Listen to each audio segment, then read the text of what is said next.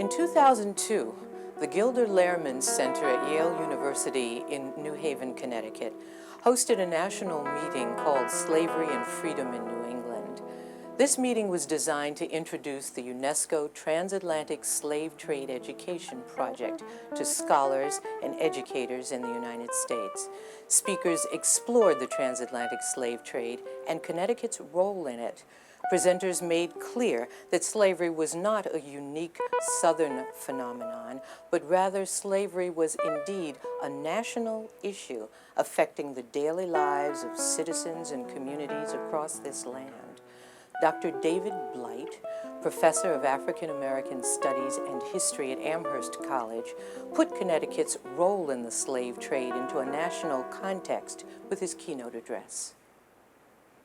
I'm going to take you through an impossible task here in a half hour or so of about 450 years of a process as a way of trying to penetrate this question of how we remember. History and memory are not necessarily the same thing, and they can have a vexing relationship, but they have to be combined. Its high walls of dark brown stone stood facing the sea in the front of it. The sound of the ocean waves penetrated beyond its rear walls, which stood watch inland toward vast rainforests, river systems, and the most important trade route in West Africa. The large square structure of Elmina Castle, built by the Portuguese in 1482 and 83, declared by its presence that, and still does, that Europeans had come to the coasts of Africa in the 15th century to do business and to stay. And from its waiting rooms, thousands of African slaves filled ships bound for the Americas, as well as other ports in Africa. Elmina was a crossroads of commerce, culture, and human bondage. Elmina is located on the coast of modern Ghana, as some of you know. The Europeans did not invade the interior. African rulers controlled the countryside and negotiated diplomatic arrangements of mutual commercial interest from the very beginning. The Elmina fortress itself was built by agreement with one of the local African leaders. Within 3 decades of its founding, business was good, and Elmina was the center of a vigorous coastal trade, largely in Portuguese ships carrying goods Africans desired in exchange for gold, and at first, at least, to a lesser extent, slaves. As the centuries passed, Elmina came under the control of the Dutch and then of the British. Gold supplies waned as slave trading boomed by the 17th century. And by the 18th century, when the British dominated the Atlantic trade, Europeans had built nearly 50 such slaving forts along the huge coast of Africa. By 1710, Elmina alone, and it wasn't even the biggest at that point, launched some 30,000 slaves per year across the Atlantic into the Americas. Its vaulted cellars, wrote one captain in 1732, could easily hold 1,000 slaves at a time. African captives racked with fear and agony, awaiting a strange and unknown destiny. When they saw the ships, they entered a hell in motion, a savage commerce in flesh, or what one historian has called the cramped and fetid waiting rooms of history. They could hardly know it, but they were the commodity that fueled the largest forced migration of human beings in modern history. We're a society that always believes it's getting better, and there are reasons for that. We believe in progress. If there's a place in the world that has launched into the human condition this notion of progress, that human societies can be improved and they can get better, America has done that. We like to think our history is always some kind of escalator always going up. But those of us who study it carefully know it's not quite always the case, and indeed often not the case. Go ahead with me from Elmina Castle, almost 400 years, to the end of slavery, to New Haven, Connecticut, of all places. There were many, many, many, many places, hundreds, thousands of places emancipation was celebrated when it came, whether that was in 1863 on the first Emancipation Day, or whether that was in 64 in some of the very first commemorations on January 1st of the Emancipation Proclamation, or the following year. This particular case comes from January 1st, 1865. The Civil War is still on, of course, but in New Haven, Connecticut, the AME Bethel Church was decked out on January 1st to celebrate the Emancipation Proclamation, this brand new Declaration of Independence, or this brand new document of freedom. There was religious fervor mixed with patriotism, as perhaps never before in that particular free black community's history. The Reverend S.V. Berry made a speech in which he linked the Proclamation of Emancipation to, as you would guess, the Declaration of Independence in the same unified history now. To great applause, and just before the singing of "Oh, Be True to Our Flag," Berry concluded with the idea that all present could now at least entertain. "The time is fast approaching," he said, "when we as citizens of the United States will be respected as such." Let me reflect for just a few minutes back on this question now of history and memory. Our individual memory, in essence, makes us human. I mean, it separates us from other species. We know that. As soon as we begin to talk about collective memory, group memory, social memory, national memory, the international memory of the slave trade, it gets elusive, doesn't it? It gets messy. It gets unsystematic. How do you know a collective memory when you meet one? What constitutes a memory community? Sometimes that's easily identified. It might be the people in a given church on a Sunday morning. They're a memory community. They share a theology, they share a liturgy, a tradition, a practice.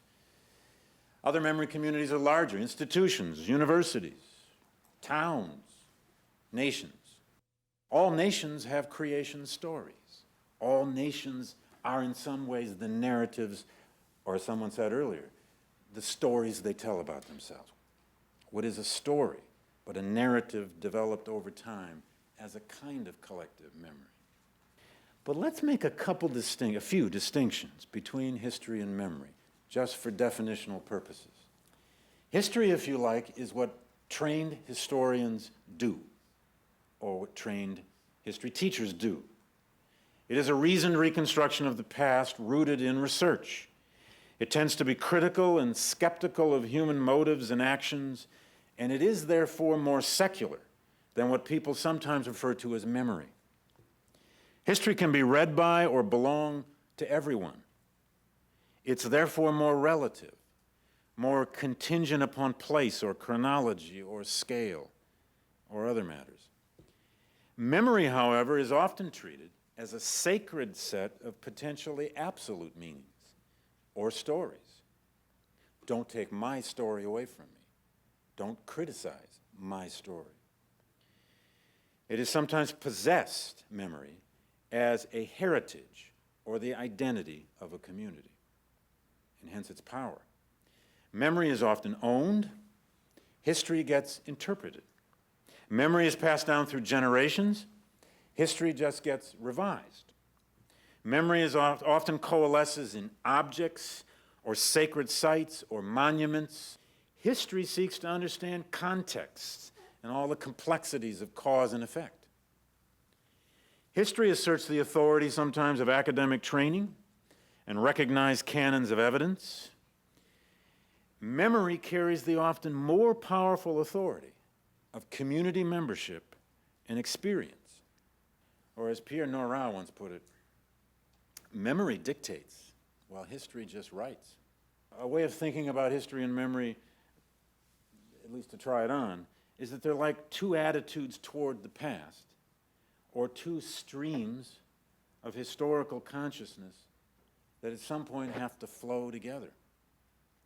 But sometimes they cause turbulence when they flow together, because they're not necessarily the same thing. Now, what historians studying social memory or national memory have come to simply understand is that the process by which nations or societies remember itself has a history. So we're trying to write histories of memory, and it is in part what we're doing these days with the memory of slavery. Well, why is slavery such a vexing problem in our memory? It has to do with 250 years of an institution, of course, that has been discredited by the world, and we were responsible for it. But it's never been easy to shoulder up to that responsibility in a society, again, that believes its history is essentially about progress. Where do you fit the story of 250 years of slavery?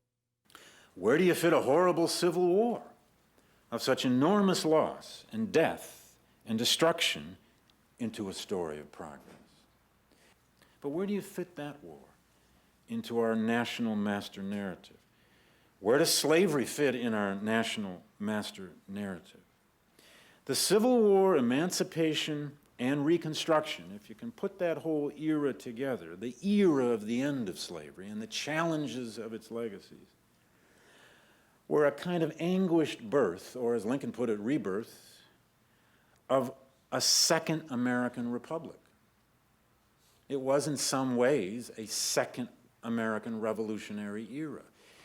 If by that we mean the redrafting of, the rewriting of, the rethinking of the Constitution. The Civil War results, of course, in the 13th, the 14th, and the 15th Amendments, the Great Reconstruction Acts, the first Civil Rights Acts in American history, the transformation of the right to vote, the transformation, at least the beginnings of the transformation of the idea of equality, and certainly the transformation of that word the Reverend used here in the AME Church in New Haven in 1865 of citizenship. It brought us our first citizenship law ever in our history. Now, there are a lot of ways to look at our memory of this period.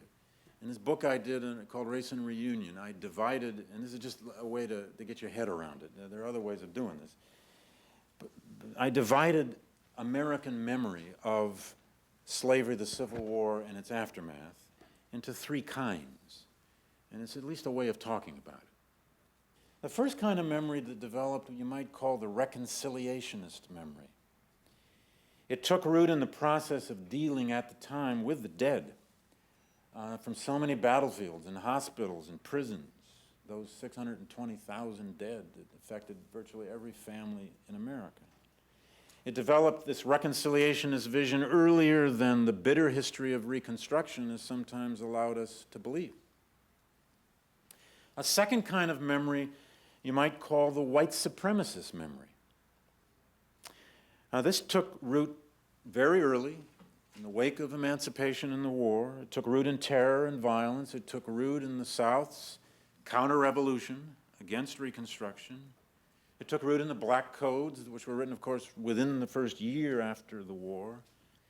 And a white supremacist vision of the meaning and memory of slavery, emancipation, and the Civil War delivered the country by the 1880s, 90s, turn of the 20th century, a segregated memory of that experience. And a third kind of memory you might call the Emancipationist Vision or Emancipationist Memory. It was embodied in African Americans' own complex remembrance of their own freedom. It was embodied in the politics of radical Reconstruction as long as it lasted. It was embodied in this conception I just referred to earlier of the Civil War as the reinvention of an American republic and the liberation of blacks to citizenship and the possibility of equality. It was embedded in the very idea that the central result of the Civil War was the destruction of slavery and the responsibilities to do something about it. Now, those three kinds of memory were not always distinct. They often flowed into one another. Sometimes they marched together.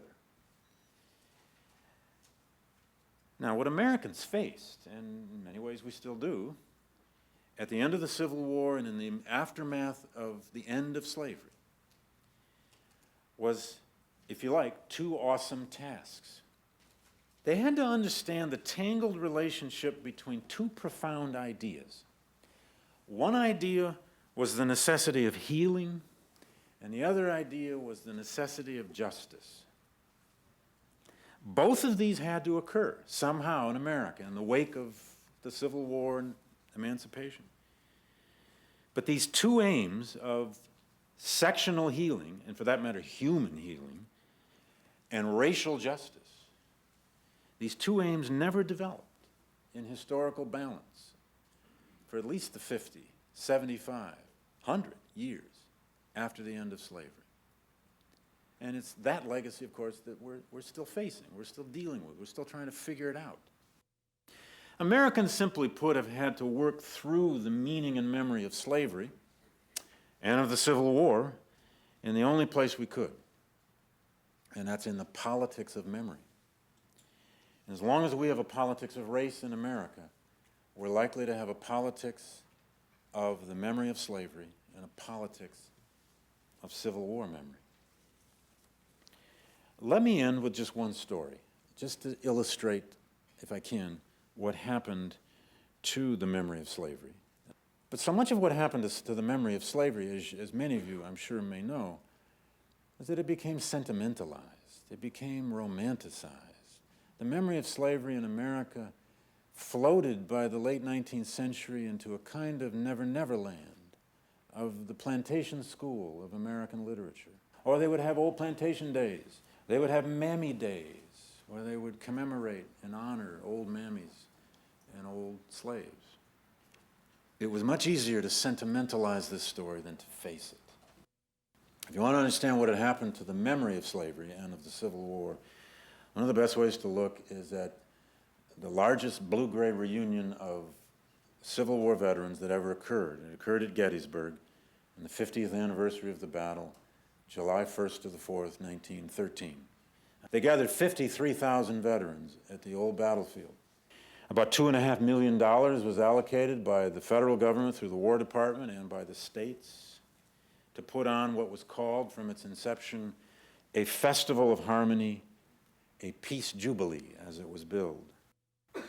It was to be a public avowal of a glorious fight that led to greater unity. And every governor of every state attended, many of them still former Civil War veterans, and they all spoke, and they basically all spoke in the same tones. There had never been such a spectacle, if you like, of resolution and patriotism vis-a-vis the past, quite like this. It was covered by the press all over the country. There was no time or space allowed anywhere in this 4-day festival, spectacle, for any discussion of the causes or the consequences of the war. There was no talk whatsoever of emancipation, which was, of course, the other great 50th anniversary that was going on at that time, particularly in black communities, and there were hundreds of emancipation celebrations that year, all over the United States, South and North. There was no consideration whatsoever of Reconstruction. White supremacy, if you like, might be said to have been a kind of silent, invisible master of ceremonies at this Gettysburg reunion. At a time when lynching had developed into a social ritual of its own horrifying kind, the NAACP counted 70 of that year alone. The Peace Jubilee at Gettysburg, this national reunion to commemorate the war, was a Jim Crow reunion. There's absolutely no evidence that any black veterans attended or that they were welcome. On July 4th, the last day of the reunion, the main speaker was Woodrow Wilson. He's just been recently inaugurated president that March. He's the first president since the Civil War born in the South. He wanted nothing to do with coming to this Gettysburg blue-gray reunion. But he came, they brought him into town on what today we call a flying visit. They went into a huge tent that housed about 15,000 of the veterans on bleachers. He went in and he gave his speech. Wilson declared it in his words an impertinence to discourse upon how the battle went, how it ended, or what it signified. And then he used a refrain. He said, "What have the 50 years meant?" He's referring to the 50 years since the end of the war. What have the 50 years meant? And then he answered and struck the mystic chord of memory, if you like, that most white Americans were prepared to hear. Quoting Wilson, "They have meant peace and union and vigor and the maturity and might of a great nation. how wholesome and healing the peace has been. We have found one another again as brothers and comrades, how complete the union has become, and how dear to all of us, how unquestioned, how benign and majestic, as state after state has been added to this, our great family of free men. The veterans applauded. He came off the stage, put him back in the car, back to the train, off to vacation in New Hampshire. He spent 1 hour in Gettysburg. The Civil War and all that it meant, and remember, slavery was never mentioned at that event. The Civil War and all that it meant had become thus a quarrel forgotten in Jim Crow America. A nation can have too much memory, but a nation can also forget too much. Thank you.